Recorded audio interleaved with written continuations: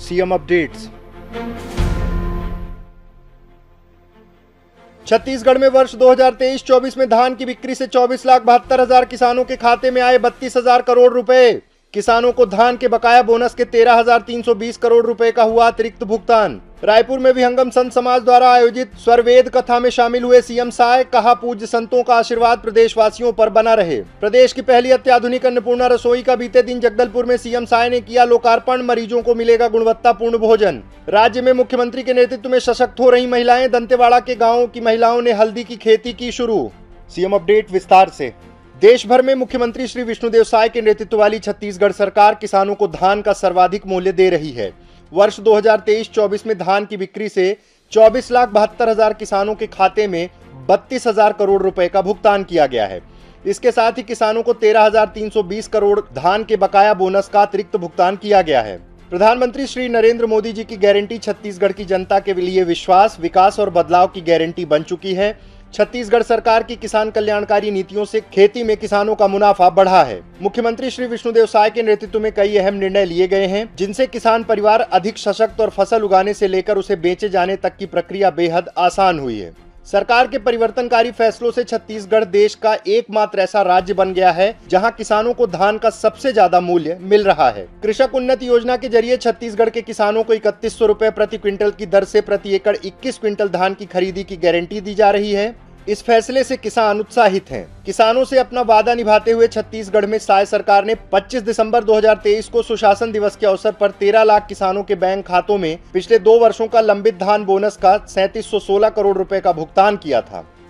खेतों में काम करने वाले मजदूरों की समस्याओं को दूर करते हुए छत्तीसगढ़ की सरकार द्वारा दीनदयाल उपाध्याय भूमिहीन कृषि मजदूर योजना संचालित करने का निर्णय लिया गया है, जिसमें भूमिहीन कृषि मजदूरों को सालाना 10,000 रुपए की आर्थिक सहायता दी जाएगी। इस योजना के लिए सरकार ने वर्ष 2024-25 के बजट में 500 करोड़ रुपए का प्रावधान किया है।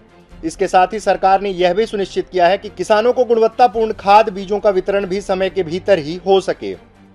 आज मुख्यमंत्री श्री विष्णुदेव साय विहंगम योग संत समाज द्वारा आयोजित स्वरवेद कथा में शामिल हुए। राजधानी रायपुर के पंडित दीनदयाल उपाध्याय ऑडिटोरियम में उन्होंने संत प्रवर श्री विज्ञान देव जी महाराज का आशीर्वाद प्राप्त किया और उनके पावन सानिध्य में जय स्वरवेद प्रवचन को सुना। मुख्यमंत्री श्री साय ने इस अवसर पर कहा कि यह परम सौभाग्य की बात है कि माता कौशल्या की धरती और भगवान राम के ननिहाल छत्तीसगढ़ में हमें संत प्रवर श्री विज्ञान देव जी महाराज के पावन सानिध्य का सुअवसर मिला है।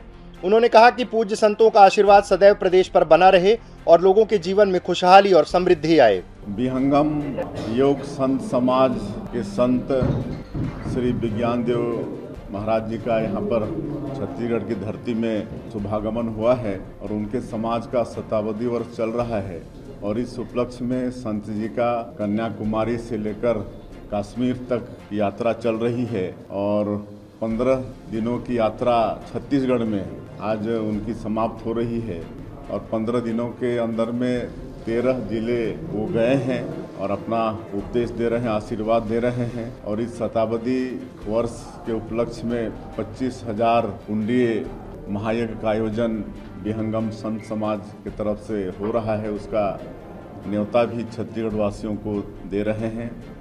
आज मुख्यमंत्री के नाते छत्तीसगढ़ की धरती में, छत्तीसगढ़ की राजधानी रायपुर में उनका स्वागत करने का हमको सौभाग्य मिला, उनका आशीर्वाद लेने का सौभाग्य मिला। मुख्यमंत्री ने समाज कल्याण के लिए विहंगम योग संत समाज के प्रयासों की प्रशंसा की। इस अवसर पर कोंडागांव विधायक सुश्री लता उसेंडी, विहंगम योग संत समाज के पदाधिकारी सहित समाज के अनुयायी मौजूद रहे।